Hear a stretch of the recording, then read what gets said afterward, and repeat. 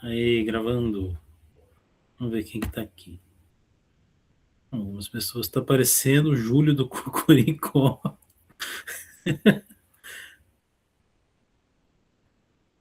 Au, que horror. Então tá, né? 2 sisos de uma vez. Então, boa noite, pessoal.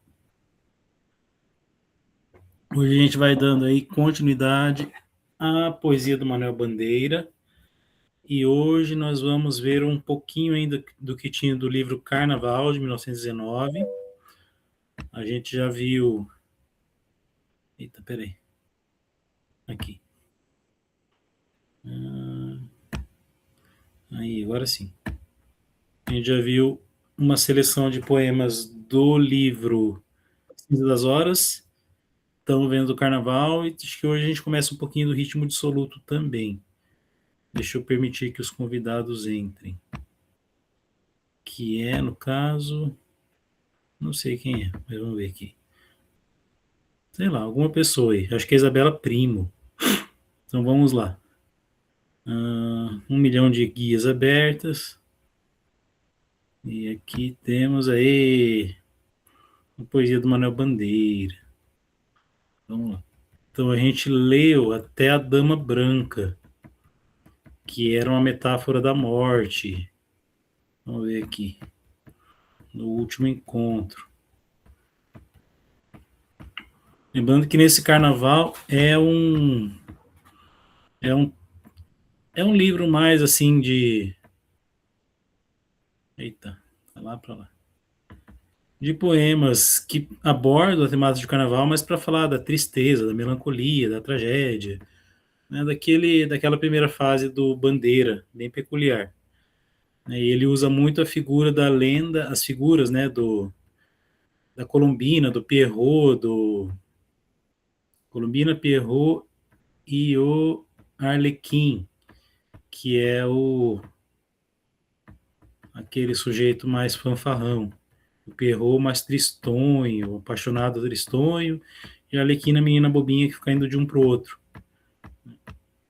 Vamos ver, aqui já foi. A Dama Branca que levou meu pai. Beleza, aqui tem análise que eu não tinha colocado. Então vamos para o próximo poema, que é Menipo. Menipo, zombeteiro, cínico, vadio. Ele está falando de uma figura de um dos filósofos cínicos, tá, da antiguidade. Então, aqueles que pregavam o cinismo. O zombeteiro, cínico, vadio, ia fazer, enfim, a última viagem, mas ia sem temor, calmo, atento à paisagem que se desenrolava à beira do atro rio. Então, está falando do Menipo quando ele morreu. Então, está aí falando de uma figura histórica muito antiga, né, um filósofo cínico, tá, que está fazendo sua última viagem. E chasqueava sorrir sobre o estige sombrio, né, tem que atravessar o rio. Nem cuidar em trazer óbolo de passagem, que é a moedinha para pagar lá para o barqueiro. Um face de Caronte, a pavorosa imagem do barqueiro da morte, olhava em desafio. Então, Menipo, como ele é um filósofo cínico, né, aqueles que não estão nem aí para nada, que desafiam a ordem estabelecida, que riem do mundo, né, então ele não está nem aí para a tradição religiosa que ele deveria seguir, que seria o caso dele levar o óbolo, a moedinha para passar, tudo ele está olhando o barqueiro lá em desafio. Outros erguiam no ar suplicemente as palmas. Ele, avesso ao terror daquelas pobres almas, antes afigurava um Deus sereno e forte. Então, aquele monte de alma desesperada para ser levada, que não conseguia, e ele estava lá nem aí, né, para o que estava acontecendo. Em seu lábio cansado, um sorriso luzia, e era o sorriso eterno e sutil da ironia, que triunfava da vida e triunfava da morte. Então era aquele sujeito, o poema recupera. Opa!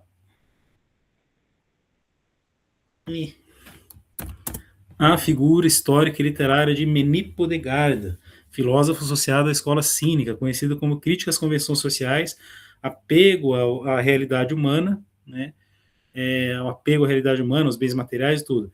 Então ele aproveita justamente dessa tradição para construir um personagem que vai enfrentar a morte não com submissão e desespero, mas com ironia e espírito de zombaria.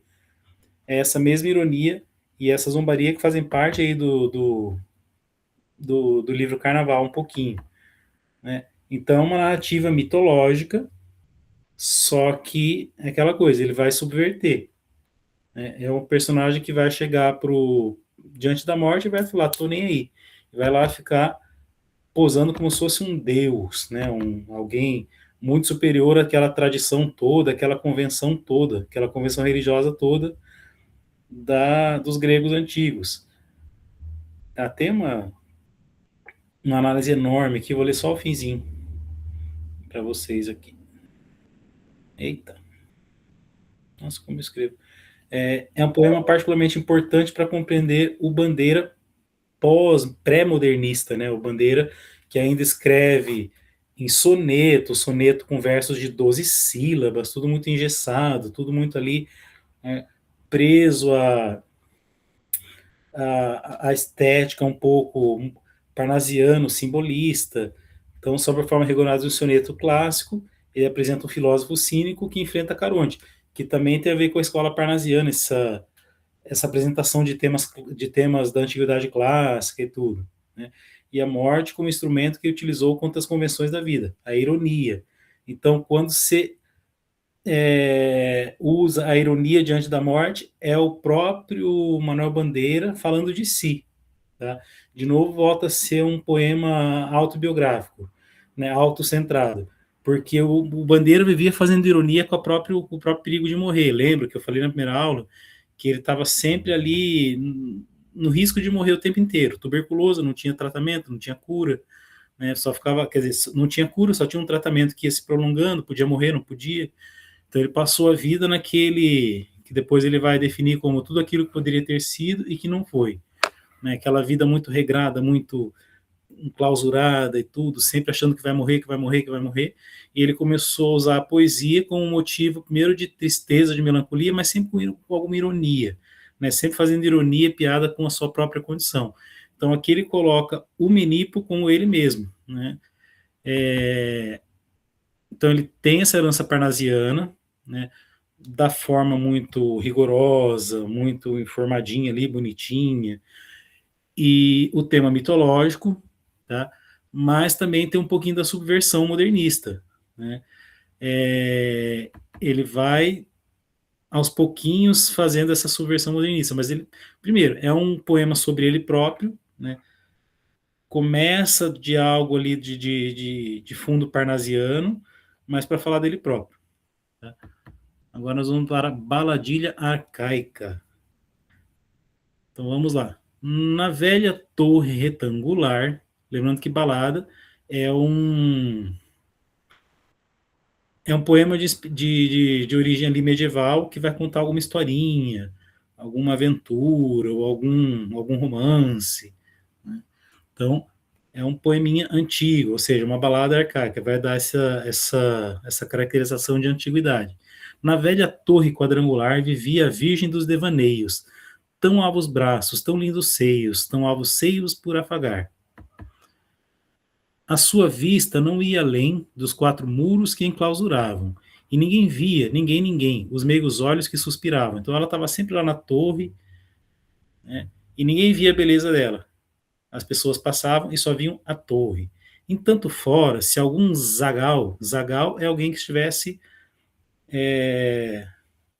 andando por aí, né?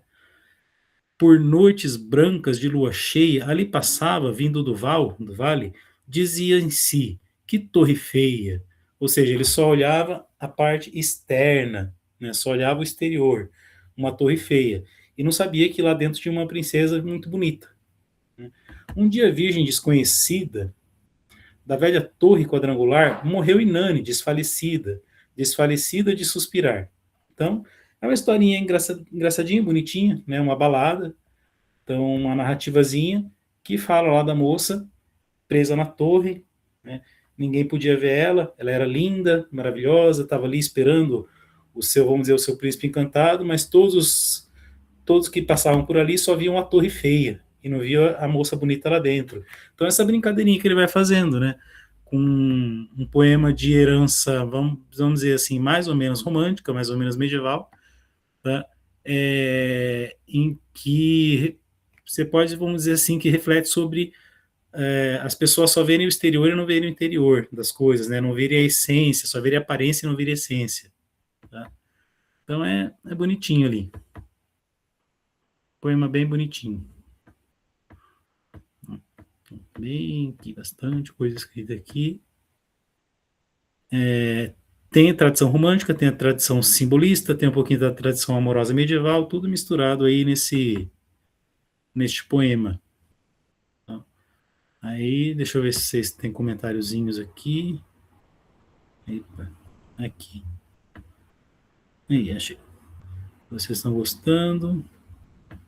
Chegou mais gente? Chegou o Guilherme, chegou a Bianca Madalena, chegou o Luiz, a Maria Santos, a Mirella e a Yasmin Pereira. Beleza, então vamos continuar aqui. Tem que ver. Boa noite, trazer um pouco. Não, Tereza. Juro do Cocoricó. Eita. Olha lá. Alumbramento. Eu vi os céus, eu vi os céus. Ó, essa angélica brancura sem tristes pejos e sem véus. Nenhuma nuvem de amargura vem a alma desassossegar. Sinto a bela e sinto a pura.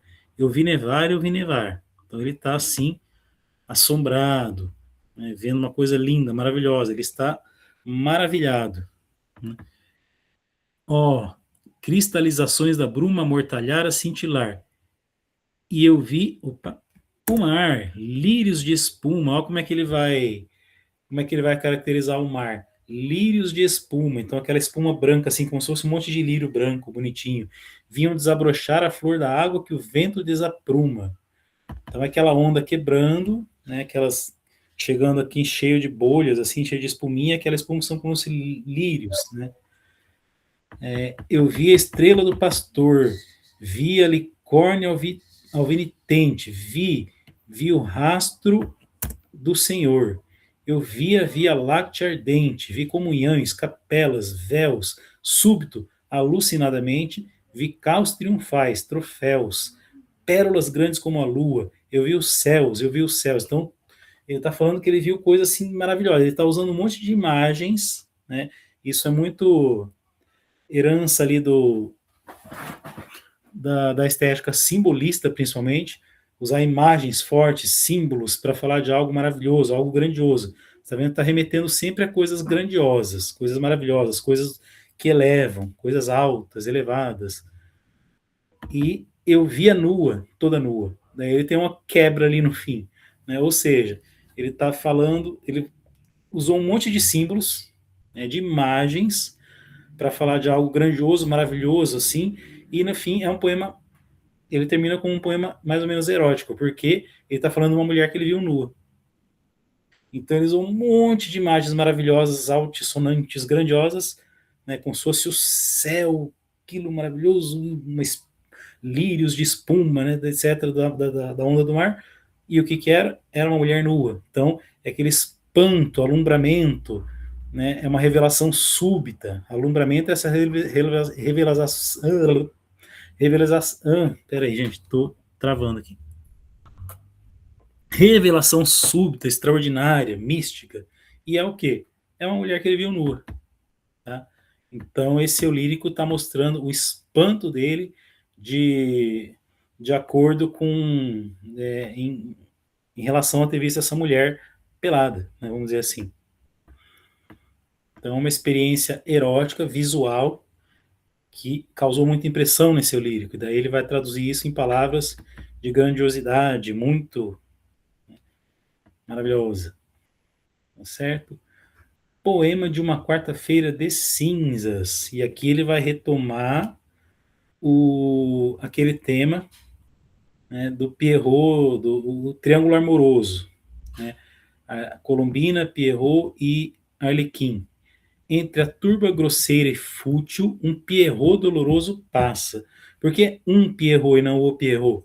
porque aqui ele está falando de... Porque era muito comum nos carnavais antigos o pessoal ir vestido de Pierrot, de Arlequim, de Colombina, são aqueles três palhacinhos lá da lenda medieval, né? Ela e sendo disputada pelos dois. Então, um Pierrot doloroso passa. O Pierrot é o tristonho. Pierrot é o, vamos dizer assim, o Betinha tristonho, que fica lá sonhando com a sua amada. E o Arlequim é o que vai lá e pega, né? E fala, vem comigo, rapta ela, leva embora, e ela vai encantada por ele. Veste uma túnica inconsútil, aquele vestidão de palhaço das antigas, né? Feita de sonho de desgraça. O seu delírio manso agrupa atrás dele os maus e os basbaques. Este o indigita, este outro apulpa, indiferente a tais ataques. Então, é como se ele fosse vamos dizer, o Betinha lá, sendo zoado por todo mundo, sendo, né, rechaçado por todo mundo, e ele segue indiferente. Nublado a vista em pranto inútil, dolorosamente ele passa. Então ele nem liga para quem está zoando ele ali. Ele vai passando, né? Porque a sua vista está nublada. Ele está tão triste que essa tristeza nem permite que ele dê bola para as coisas do mundo. Ele vai passando. Veste uma túnica inconsútil, feita de sonho e desgraça. Então ele vai de novo retomar a figura lá do Pierrot, né? É uma quarta-feira de cinzas, ou seja, é o fim do carnaval. O carnaval está terminando, são cinzas, né? Remete simbolicamente aquilo que depois de uma destruição é só o resto, é o que sobrou. Tá? Então é a quarta-feira de cinzas, um dia de recolhimento, de arrependimento, né, de tristeza mesmo, né, depois daqueles excessos do carnaval. E nesse finzinho de carnaval tá passando esse Pierrot triste, que não tá nem aí para as coisas, para o que estão falando com ele. Porque o Pierrot é, tradicionalmente, uma figura triste. Triste né, sonhador e triste. Ou seja, ele carrega sonho e desgraça. Desgraça de ter perdido a Colombina pro Arlequim, né? Então, a festa, a personagem típica da festa é uma figura melancólica e trágica, triste, que é ele, né? Que é mais ou menos a tonalidade do carnaval, do livro Carnaval, do Manuel Bandeira. Tá?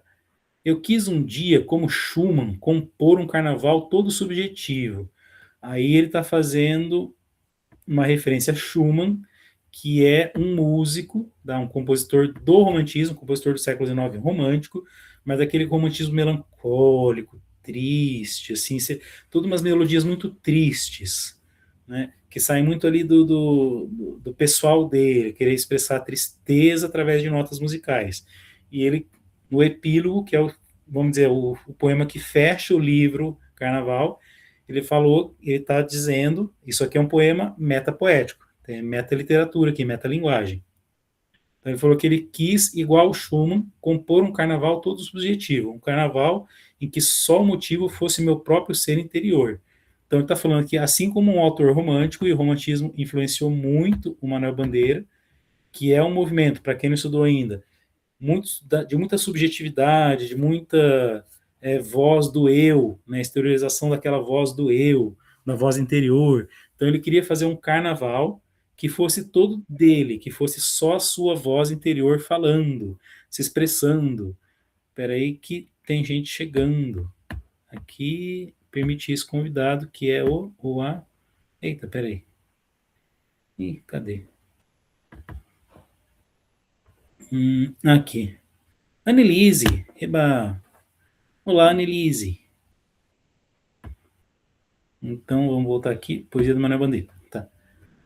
Ele quis, como esse compositor romântico que tinha melodias muito tristes, melancólicas, ele também quis falar do seu interior. Quando acabei, a diferença que havia. O de Schumann é um poema cheio de amor, e de frescura, e de mocidade. E eu tinha a morta, morta cor da senilidade e da amargura. Então ele está falando aqui do Schumann, apesar da tristeza, da melancolia, era uma coisa bonita, uma coisa cheia de amor, uma coisa que tinha vida, né? Enquanto que o que ele compôs era uma coisa morta. E ele fala assim, morta, a morta, morta cor, de senilidade, ou seja, de coisa envelhecida e amarga, né? o meu carnaval sem nenhuma alegria. Então, enquanto Schumann fazia suas melodias bonitas, ele falou que ele fez uma melodia triste, triste, triste, triste. Né?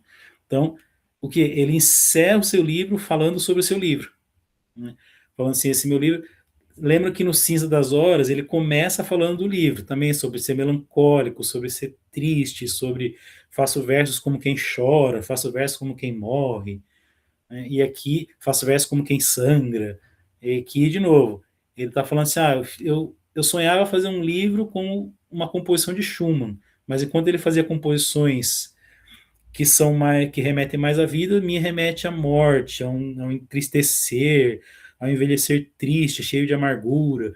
Então é de novo o Bandeira falando da sua própria posição poética, que é amarga por essência. Tá? É bem legal. E chama epílogo porque epílogo é o encerramento, né, de alguma coisa.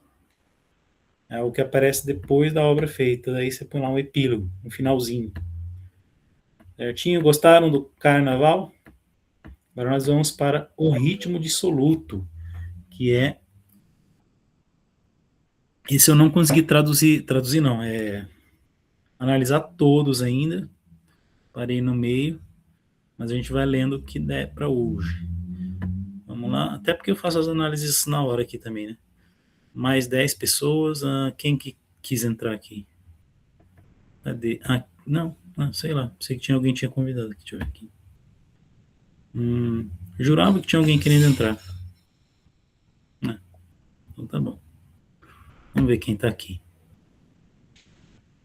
A Bianca, a Dara, o Guilherme, a Isabela, a Júlia, a Kézia, o Luiz, a Maria, a Mirella, o Simon e a Yasmin. Beleza. Então vamos voltar para o... Vocês gostam desses 500 mil guias e janelas abertas? Eu acho mais legal. Então, Ritmo Dissoluto, 1924. Então a gente começou com um livro de 1917, muito influenciado ainda pelo rigor clássico de poesia, pelas normas. Daí viemos para um que já tem alguma mudança, mas ainda está bem engessadinho. E na década de 20, já durante ali o primeiro momento do modernismo, nós vamos ter o ritmo dissoluto. E o título já fala, é um ritmo que está, né, dissoluto, ou seja, ele está desfeito. Aqui ele já começa a trabalhar mais com versos longos, livres, não exatamente muito previsíveis, tá? Uma poesia um pouco mais prosaica. Ele está se preparando para o próximo livro que vai ser esqueci o nome, mas vai ser aquele que ele vai entrar de vez no modernismo mesmo. Tá? Aqui ele ainda está um pouquinho preso às convenções mais clássicas, mais do século XIX, ali, romântico, tá? Mas já está, nesse Balada da Santa Maria Egipsíaca, ele já vai dar uma boa quebrada, que já vai alongar versos, vai fazer versos menores, maiores, vai começar a misturar. Tá? Bom, Santa Maria Egipsíaca, para falar para vocês um pouquinho sobre ela, é uma santa da antiguidade, tá? Apesar de ele falar que é medieval, mas talvez início da Idade Média lá, ela era egípcia, né, egípcia, e era uma prostituta. E era uma prostituta assim com 12 anos de idade, estava se prostituindo. Né, e era muito perversa mesmo. Né, 12, 14, e se prostituía e era famosíssima. E daí quando ela tinha acho que 17 anos, ela quis viajar para a Terra Santa para fazer uma anti-peregrinação. Né? Ela foi lá em desafio, né, querer visitar os lugares sagrados como prostituta, e quando ela tentou visitar a igreja do Santo Sepulcro, sempre em tom de zombaria, ela tentou entrar e foi impedida, não conseguiu. Uma força invisível não deixou ela entrar. É o que diz sobre a vida dela. E daí ela se arrependeu, chorou, tudo, se converteu, e daí ela conseguiu entrar, recebeu depois num mosteiro comunhão e tudo, e daí ela passou o resto da sua vida como eremita, vivendo num deserto, sozinha, né? Até o fim da sua vida. Ela morreu acho que com 47 anos. E reza uma lenda que ela atravessou que ela andou sobre as águas, né? Para atravessar um mar para ir para o deserto. E que ela foi resgatada por um outro santo, agora esqueci o nome dele, que foi lá dar a última comunhão para ela e ouvir sua última confissão, e daí ela morreu. Tá? Então é uma lenda assim bem antiga, sobre essa mulher. Ela existiu, não sei se esses fatos extraordinários fazem parte da vida dela ou não, mas ela existiu, ela foi uma prostituta que se arrependeu, que se converteu, etc, etc, e passou sua vida em solidão lá no meio do deserto e morreu lá. Tá? Aí ele vai dar um pouco ele vai inventar uma história em cima dessa história. Tá? Então, ó, Santa Maria Egipsíaca seguia em peregrinação à terra do Senhor. Ele está contando, meio que contando a história dela. E ele vai contar uma história sobre essa história, uma criação sobre uma história. Caía o crepúsculo e era como um triste sonho de mártir. Olha que verso longo, né? Caiu o crepúsculo e esse crepúsculo era igual a um triste sonho de mártir, ou seja, de alguém que morreu por uma causa. Né? A Santa Maria Egipsíaca chegou à beira de um grande rio. Era tão longe a outra margem, estava junto à ribanceira, num barco, um homem de olhar duro. Isso aqui já não está muito né? Ele meio que já pegou outras lendas e colocou no meio. Santa Maria Egipsíaca rogou: leva-me a outra margem do rio. Não tenho dinheiro, o Senhor te abençoe. O duro homem fitou sem dó. Caía o crepúsculo e era como o triste sorriso de um mártir. Ah, teve que ele está repetindo ali, né? Está fazendo uma repetição. Não tenho dinheiro, o Senhor te abençoe, leva-me a outra parte. O homem duro escarneceu. Não tens dinheiro, mulher, mas tens teu corpo. Dá-me o teu corpo e eu vou levar-te. E fez um gesto. Sai, bichinho, tem um bichinho na tela aqui. E a santa sorriu, na graça divina, ao gesto que ele fez. Santa Maria Egipsíaca despiu o manto, entregou ao barqueiro a santidade de sua nudez. Então é como se na biografia dela tivesse esse episódio, né? Na verdade, o que diz a biografia oficial é que ela atravessou andando as águas. Né? E aqui que ela foi assediada por um sujeito que pediu para ela entregar o corpo e ela mostrou sua nudez.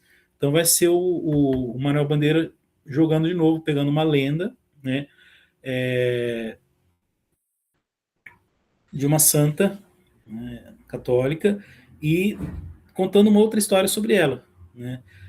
Então, o processo de flexibilização da forma poética é a primeira coisa, tem uma liberdade formal e rítmica maior.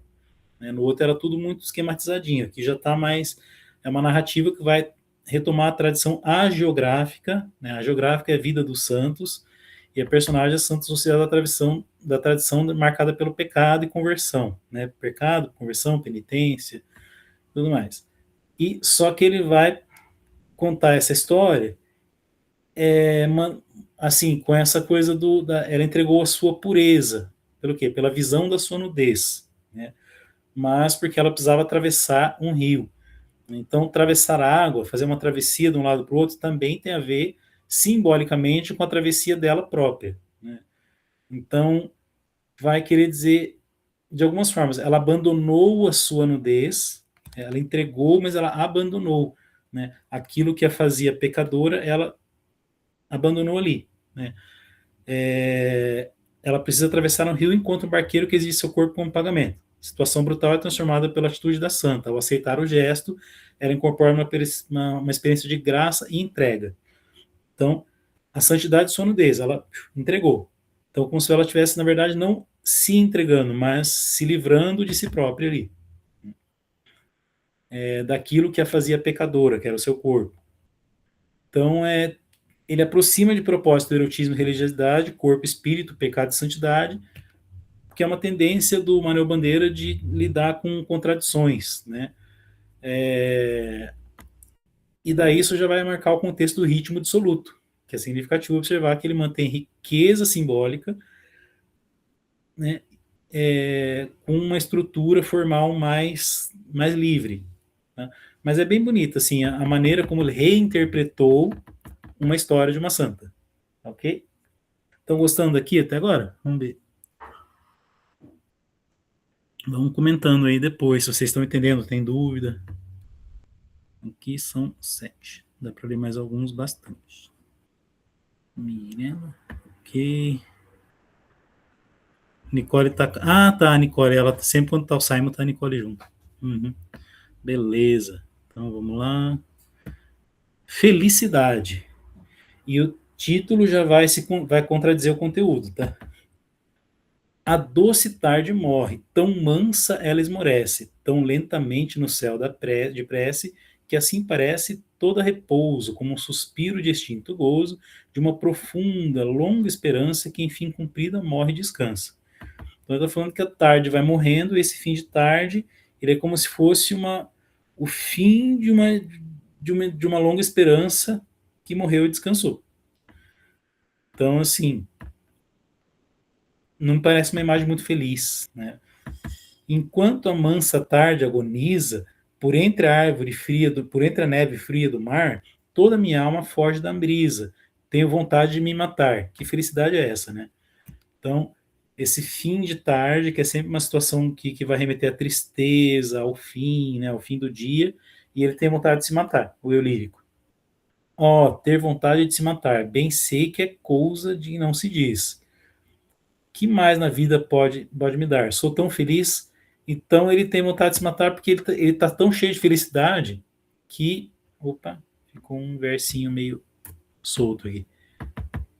Aqui eu quero o número 14, letra 14, isso. Então ele vem noite mansa. Então, assim, ele está tão tranquilo, tão sossegado, ele está tão pleno de felicidade. É uma situação de paradoxal, até não é nem contradição de antítese, de paradoxo. Ele é tão feliz que a vida não pode dar mais nada para ele, então ele quer morrer.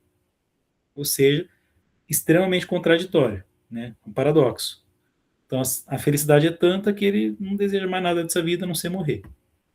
Mais ou menos isso. É interessante, é o ritmo dissoluto, né, que dá a tônica desse livro aí. Murmúrio d'água. Murmúrio d'água é o barulhinho d'água. Tá? Por que eu não pus você em letra 14? Vamos lá. Acho que a partir daqui eu não fiz mais análises. Murmúrio d'água, és tão suave a meus ouvidos. Faz tanto bem a minha dor o teu refrigério. Não sei passar-te sem teu murmúrio a meus ouvidos, sem teu suave, teu afável refrigério. Então, esse eu lírico está se declarando para o som da água, que ela é tão gostoso, ele é tão refrescante, ele faz tão bem para a alma dele, né, que ele não pode passar sem esse refrigério, sobre esse refresco do som da água. Água de fonte, água de oceano, água de pranto, água de rio. Então, todo tipo de água. Aí ele fala fonte, oceano, pranto, ou seja, água de choro. Porque a água de choro também alivia. Então, esse água de choro é o choro que alivia. Água de chuva, que cantaste das lavadas, tem para mim todas consolos de acalanto. Aqui sorrio. Aqui sorrio. Então, todas as águas, todos os sons de água, né, água de chuva, do rio, da cantante das lavadas, que seriam as lavadeiras, né? Tem para mim todas consolos de acalanto, aqui sorrio. Então, sempre a água vai consolar e vai fazer sorrir. Inclusive a água do choro. Né?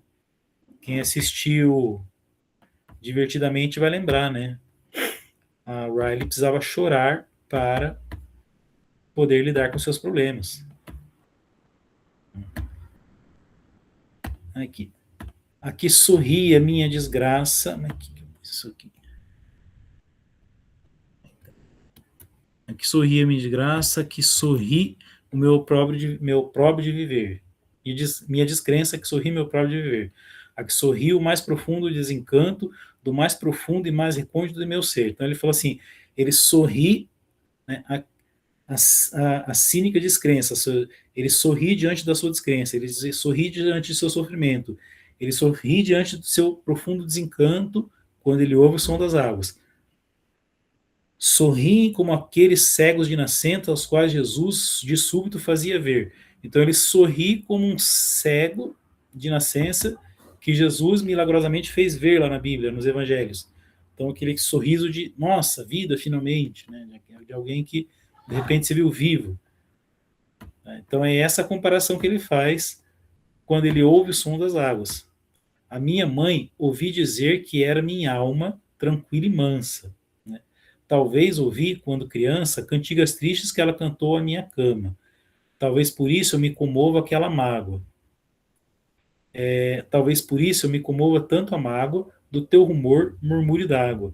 Então ele está agora lembrando da mãe dele cantando para ele quando ele era criança, e isso o comovia. E isso faz lembrar da sua mãe, e ele se comove mais ainda. A meiga e triste rapariga punha talvez nessa cantiga sua dor e mais a dor da sua raça. Pobre mulher, sombria filha da desgraça, murmúrio d'água, és a cantiga da minha alma. Então ele vai falar que ele vai. Sai, sai, bichinho chato. Sai, sai, sai daqui, sai. Gente, é uns bichinhos que ficam vindo na tela. Então vai ser a experiência sensorial simples. O som da água vai provocar uma experiência de memória, de dor, de ancestralidade, porque ele começa falando sobre esse murmúrio da água, que vai falar sobre, que vai, vamos dizer assim, trazer um conforto para ele e vai trazer lembranças ancestrais da mãe e de algo mais que vai remeter à própria história dele, né? E daí a água já não é mais água, é sangue também, tem ligação de sangue nisso, né? Então a dor de sua raça, por amplia a experiência pessoal para uma dimensão coletiva histórica, né? Aí, ó, murmúrio d'água, essa cantiga da minha alma, revela enfim que aquilo que parecia apenas um som exterior é para o lírico a sobrevivência sonora de uma presença materna e de uma memória ancestral. Então ele está falando já daquela rapariga que cantava, ele está falando da própria mãe dele jovem. Então ele já está. Ele parte de uma experiência imediata para uma experiência interior, que é uma experiência ancestral. Tá? Então ele vai ampliando o sentido do que esse som de água vai querer dizer para ele. E agora vai ter mais um com uma figura de água na poesia dele, que é o Mar Bravo. Mar que ouvi sempre cantar murmúrios, na doce queixa das elegias, como se fosses nas tardes frias, de tons purpúreos, a voz das minhas melancolias. Então ele está se dirigindo ao mar, né? O mar que eu sempre vi cantar sons de queixa, de tristeza, elegias são cantos de tristeza, como se ele fosse nas tardes frias de tom purpúreos, aquelas tardes frias de tom vermelho, assim, já ou meio arroxeados, né? A doce a voz das minhas melancolias, a voz das minhas tristezas. Então você vê aquela tarde já meio arroxeada, meio aquelas nuvens meio roxas, né? Então um fim de tarde já, aquela tarde sombria e fria, e é a voz das melancolias dele, né? Ele está falando com o mar. Que delícia neste infortúnio, com que delícia neste infortúnio, com que selvagem profundo gozo, hoje te vejo bater raivoso na maré cheia do novilúnio, mar rumoroso. Ele fala assim, nossa, que legal olhar você, mar, batendo com força, né, sobre a praia, sobre as rochas, que maravilha. Então ele fala aqui, com que delícia neste infortúnio, isso aqui é um paradoxo, né? Ele vê o mar batendo com raiva, com que amargura mordes a areia, cuspindo a baba de acre salugem. Ele está personificando agora o mar, como se ele tivesse uma atitude humana. Então ele morde a areia com amargura, ele vem furioso e morde a areia com amargura, né? Cuspindo a baba da acre salsugem, ou seja, é a espuminha do mar. A baba da acre salsugem, né, é a espuminha ácida do mar, que vai no torvelinho de ondas que rugem, no na maré cheia, mar de sargassos e de amuragem. Mas de novo você aqui, sai daqui, sai, sai. Pronto. Não, não vai mais encher o saco. Então ele está falando assim, é um mar de sargaço, de espuma e de amuragem. Né? As minhas cóleras homicidas, meus velhos ódios de iconoclasta, quedam-se absortos diante da vasta pérfida vaga que tudo arrasta, mar que intimidas. Então ele está falando que as suas cóleras, os seus desejos mais profundos, né, a sua raiva mais revoltosa, tudo que ele tem de pior dentro dele fica pasmado ali, absorto, encantado, vendo que as ondas que arrastam tudo, né, desse mar que é intimidador, desse mar que tem essa cara assim de. Então ele fica assim, até os seus desejos mais profundos de ódio, de raiva, de tudo, fica ali absorto, fica ali encantado diante do mar furioso. Em tuas ondas precipitadas, onde flamejam lampejos ruivos, gemem sereias despedaçadas em longos uivos multiplicados pelas quebradas. Então ele está falando que nas ondas precipitadas, nas ondas furiosas, né, levam sereias que são despedaçadas pelo mar. Né? Mar que arremetes, mas que não cansas, mar de blasfêmias e de vinganças. Como eu te invejo, dentro em meu peito eu trago um pântano insatisfeito de corrompidas desesperanças. Então ele tem, por que ele tem inveja desse mar? Então esse mar, ele olha para o mar e vê esse mar furioso e tem inveja dele, porque ele dentro de si, né? Então de novo, ele constrói toda uma imagem de algo grandioso e furioso que destrói tudo para falar sobre si mesmo. Então ele volta-se do exterior para o interior. Então ele cria um monte de metáforas, imagens, personificações, né, hipérboles do mar destruidor, e ele depois vai falar que tem inveja desse mar destruidor, porque ele dentro do seu peito, lembra que dentro do peito dele tem a amargura, tem a tristeza, tem a revolta contra a doença e tem a doença própria, né? A doença que é a tuberculose. Ele fala que ele traz um pântano insatisfeito, então, tanto um pântano de sangue do tuberculoso, quanto esse pântano de tristeza, né? Que são o que? As corrompidas desesperanças. Então, esse peito, que é o seu sentimento, né, inundado nesse pântano. Pântano é uma coisa podre, é uma coisa ali parada, é uma coisa, né, que não se mexe, que é ele próprio ali, é algo que está drenado, que não está em movimento. Então ele tem inveja desse mar, porque esse mar é revolto, ele é vivo, ele está sempre lá, explodindo, e ele não pode explodir, porque ele está ali preso naquele pântano de sangue doente e da sua própria tristeza contida ali, das suas próprias amarguras contidas para sempre. Bem bonito também. Mais um poema ali autobiográfico, um poema que o Bandeira fala sobre si. Ok? Carinho triste. Acho que é a partir do carinho triste que eu parei de fazer as análises. Vamos ver. É, aqui mesmo. Deixa eu deixar na letrinha 14. Gente, esse do mar foi o meu preferido até agora, do Ritmo Dissoluto. Bem bonitão. Deixa eu ver se vocês comentaram mais coisas aqui. Estamos gostando? Então, beleza. Deixa eu só tomar um golinho d'água.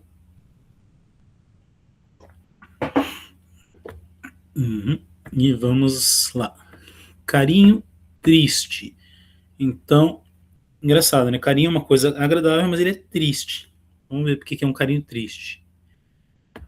A tua boca ingênua e triste e voluptuosa, que eu saberia fazer sorrir em meio dos pesares e chorar em meio das alegrias, a tua boca ingênua e triste é dele quando ele bem quer. Então é um poema de dor de cotovelo, de ciúme, de invejinha, porque essa boca ingênua, triste, né, que voluptuosa, que provoca desejos, ele saberia fazer sorrir no meio das tristezas e chorar no meio das alegrias.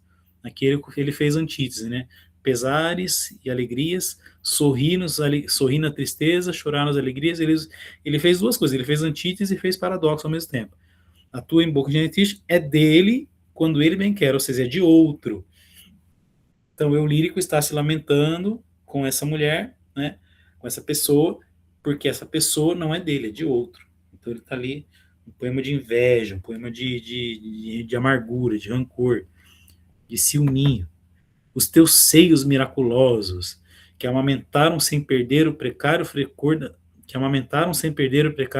da pubescência, teus seios que são como seios intactos das virgens, são dele quando ele bem quer. Daí ele vai falar dos seios dela, que são maravilhosos, que mesmo depois dela amamentar, continuam bonitos como se fossem ali na adolescência, são dele quando ele bem quer. De novo ele está lá, né, com raiva do seu rival. O teu claro ventre, onde como no ventre da terra o subater o mistério das novas vidas e dos novos pensamentos, teu ventre, cujo contorno tem a pureza da linha do mar entre o céu e o pôr do sol, do céu ao pôr do sol, é dele quando ele bem quer. Só não é dele a tua tristeza. Ó. Então, ele falou assim, seus lábios são dele, seus seios são dele, né? Sua barriga, seu colo, tudo é dele. menos a sua tristeza é minha. Nossa, mas é muito romântico esse poema. É muito daquele romantismo bem da segunda geração mesmo. Bem do ultra-romantismo. Do sujeito lá, né? Amargurado, falando com a mulher, e falando, todo, todo tristonho, todo invejoso, todo, né? Olhando. Na verdade, não tá falando dela, tá falando dele, né? Tá falando da sua tristeza por não tê-la, da sua desgraça, do sua. Então, é aquele típico poeta romântico que não está falando da amada, mas está se dirigindo à amada para falar de si mesmo, da sua tristeza. Tristeza dos que perderam o gosto de viver, dos que a vida traiu impiedosamente. Aí, daí ele parou de falar dela, está falando de si. Tristeza de criança que se deve afagar e acalentar. A minha tristeza também. Só não é dele a tua tristeza, ó minha triste amiga, porque ele não a quer. Ó, então tudo é dele, menos a tristeza. A tristeza pertence a mim. Porque então é aquele, vamos dizer assim, traduzindo para termos atuais, é aquele Betinha que chega para a moça e fala assim: ele não te entende, eu que te entendo, né? Eu que sei as suas tristezas, ele só quer saber de você para se aproveitar de você. Mas eu entendo você profundamente. Então é um sujeito invejoso ali, vamos dizer assim, né? Vamos dizer, o Pierrot invejoso, lamentando pela Colombina, que foi roubada pelo Arlequim, e toda a Colombina pertence ao Arlequim, menos as tristezas dela, que as tristezas dela pertencem só ao Pierrot, que é o sujeito tristonho, né, que ficou ali de betinha, não sobrou nada para ele, e tá ali se lamentando, é o poeta ultrarromântico. Aqui vai ter muito da influência ultrarromântica vamos dizer assim, na poesia do Manuel Bandeira. E esse aqui é Os Sinos, vai ser um dos poemas do Bandeira em que ele joga muito com a sonoridade, né? O Manuel Bandeira gostava muito de jogar com a sonoridade das palavras. Então, os sinos: sino de Belém, sino da paixão. Sino de Belém, sino da paixão. Então, ele fica usando essa estrutura repetitiva para fazer o som do sino. Sino, blém, blém, blém, blém. Sino do Bonfim, sino do Bonfim. Sino de Belém, pelos que ainda vêm. Ou seja, sino de Belém, estrela de Belém, pelos que ainda vêm, por quem vai nascer. Sino de Belém bate bem, bem, bem. Sino da paixão, pelos que lá vão. Sino da paixão bate bão, bão, bão. Então ele fica usando essa sonoridade, né? Essas onomatopeias. O sino batendo bem, bem, bem, o sino batendo bão, bão, bão. E o sino de Belém vai remeter ao nascimento de Jesus, então é pelos que vêm. Sino da paixão vai remeter, né? Paixão com P maiúsculo. A morte de Jesus, então vai ter pelos que lá se vão, né? Ou seja, nascimento e morte. Ele vai jogar com essa antítese aqui. Sino de Belém para quem nasce, sino da paixão para quem morre. Sino do Bonfim, por que chora assim? Sino de Belém, que graça ele tem. Sino de Belém, bate bem, bem, bem. Sino da paixão, pela minha irmã. Sino da paixão, pela minha mãe. Ou seja, a irmã que já morreu, a mãe que já morreu. Sino de Bonfim, porque o que vai ser de mim? Sino de Belém, como soa bem. Sino de Belém, bate bem, bem, bem. Sino da paixão, porque meu pai? Não, não.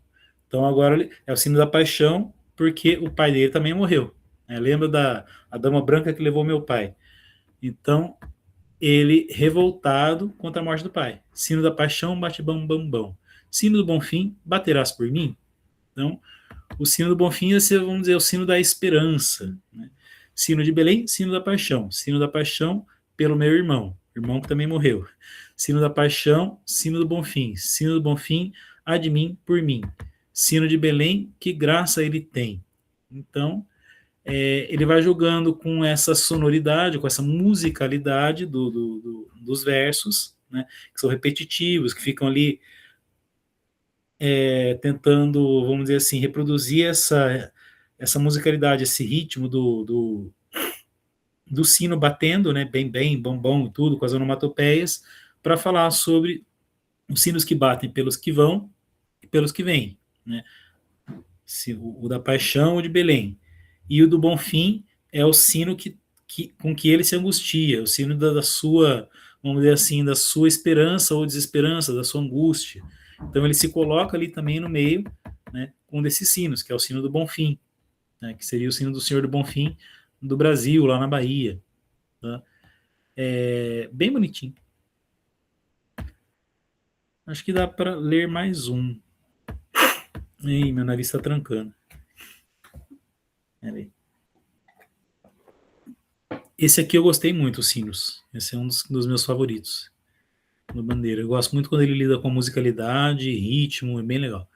Madrigal melancólico. Então, madrigal, um tipo de poema antiga também, né, que vai contar uma história de amor. Mas essa é uma história de amor triste, porque ele é melancólico. O que eu adoro em ti não é a tua beleza. A beleza é em nós que ela existe. A beleza é um conceito, a beleza é triste. Não é triste em si, mas pelo que há nela de fragilidade e de incerteza. Então ele começa falando que ele adora nela não é a beleza, né? E daí ele vai começar a refletir sobre a beleza, né? A beleza existe em nós e é um conceito. E ela é triste porque ela é frágil e incerta. O que eu adoro em ti não é tua inteligência, não é teu espírito sutil, tão ágil, tão luminoso, ave solta no céu matinal da montanha. Então, ó, ele fala que a inteligência dela não é isso que ele admira, né? Que é um espírito tão sutil, tão luminoso, como se fosse uma ave solta, né? Uma ave matinal solta no céu da montanha. Isso aí é uma metáfora que ele usa para falar sobre a inteligência dela. Nem é a tua ciência de coração dos homens e das coisas. Então não é sua inteligência, não é sua percepção de mundo. O que eu adoro em ti não é tua graça musical. Vocês estão entendendo que ele está falando isso, que ele não adora nela todas as coisas que ele admira, e daí ele está fazendo isso de maneira contraditória. Ele está elogiando ela, né, dizendo que o que ele adora nela não é isso, aquilo que ele na verdade admira. Tá? Não é tua graça musical, sucessiva e renovada a cada momento, graça aérea como teu próprio pensamento, graça que perturba e que satisfaz. O que eu adoro em ti não é a mãe que já perdi, não é a irmã que já perdi, e meu pai. O que eu adoro em tua natureza não é o profundo instinto maternal e teu flanco aberto como uma ferida, nem a tua pureza, nem a tua impureza. O que eu adoro em ti, lastima-me, consola-me. O que eu adoro em ti é a vida. Então, o que ele adora nessa pessoa que ele está se declarando não é toda essa lista enorme de elogios que ele faz para ela, mas o que ele adora nela é a própria vida, né, dela. Ou seja, ele ama esta pessoa como um todo. Tá? Então é bem forte esse poema, é um poema amoroso bem, bem poderoso, bem bonitão. Né? Então, querem ler mais um último? Querem parar por aqui? Que só fui até esse hoje. E nem fiz as análises. Vamos ler mais um? Professor, Oi, diga. Quem eu não falou? entendi essa última parte, não. Todo esse elogio para terminar na vida. Por que Então, exatamente a vida? a vida é ela própria. O que ele adora nela é a vida. Vamos dizer, pode ser uma percepção da vida dele com ela, ou a vida é ela própria. Ela própria é a vida para ele. Entendeu? Então, ele fala que ele não adora isso, não adora aquilo, não adora aquilo. Na verdade, ele está falando que não adora justamente para elogiar.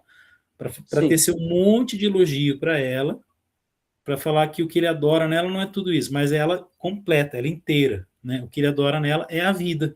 Ou seja, não é as coisas boas que ela lembra, tudo que ela lembra do pai, da mãe, da irmã, enfim, e toda a graça, toda a inteligência, toda a beleza, a voz harmoniosa, né, a delicadeza dela. O que ele adora em si e nela é a vida dela. Ou seja, na verdade, ele está falando que o que ele adora é ela própria, ela inteira, ela completa. Né? É mais ou menos isso. É uma declaração de amor bem rasgada, bem profunda, bem assim, explícita dele para ela. Tá? Então ele fala assim: o que eu adoro em ti é a vida, ou seja, o que eu adoro em você é você mesmo.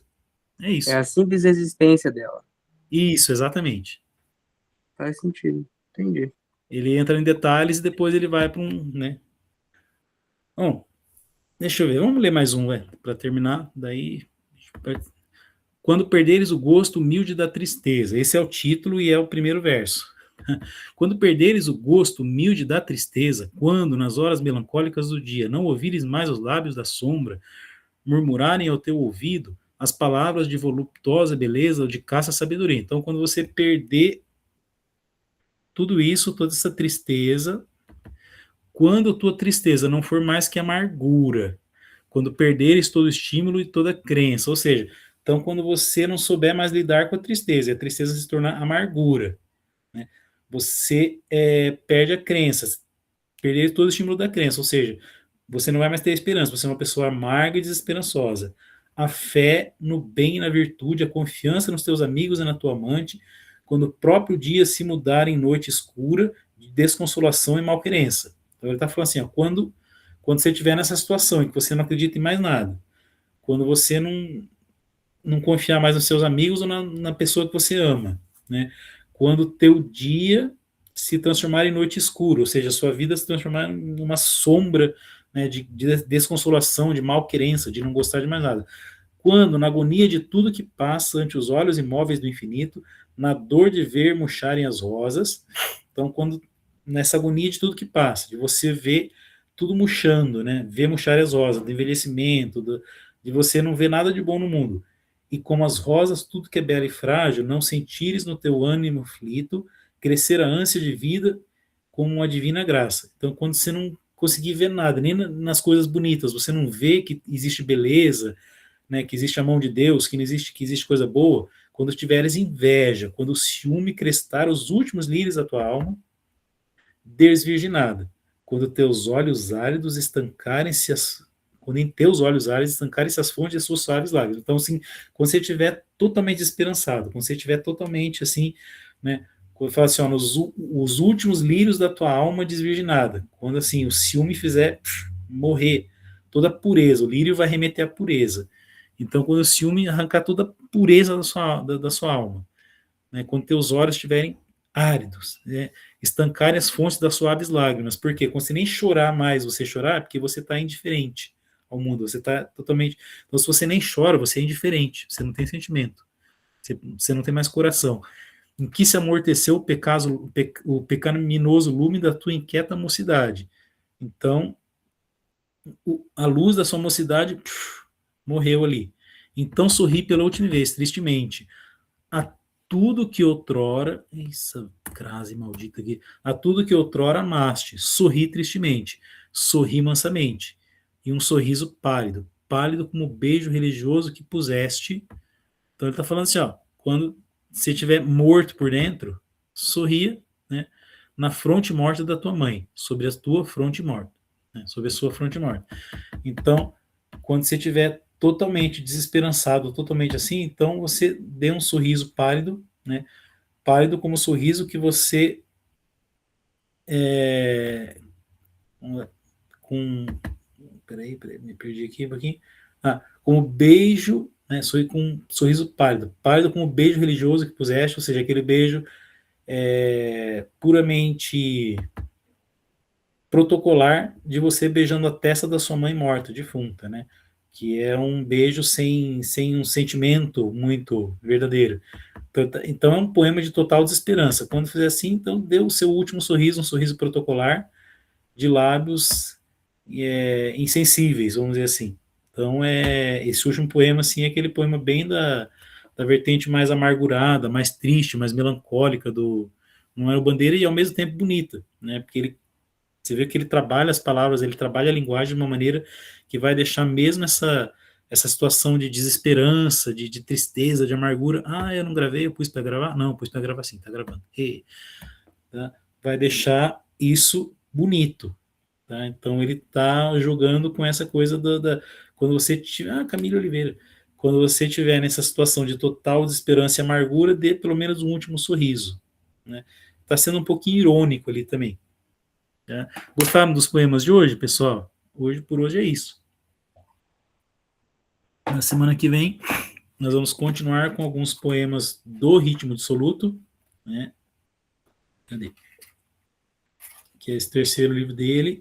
E daí a gente vai entrar no Libertinagem. O Libertinagem, sim, né, quando ele entra oficialmente, vamos dizer assim, no romantismo, no modernismo, no espírito modernista, mais livre, uma poesia mais com outro viés formal, pelo menos. Beleza? Gente, eu agradeço então a presença de todo mundo, tá certo? E a gente se vê aí, né, por essa semana no IF e semana que vem aqui também, de novo. Beleza?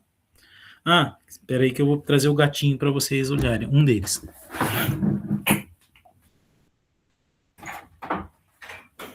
Quer mudar. Amor? Você vai na academia aí?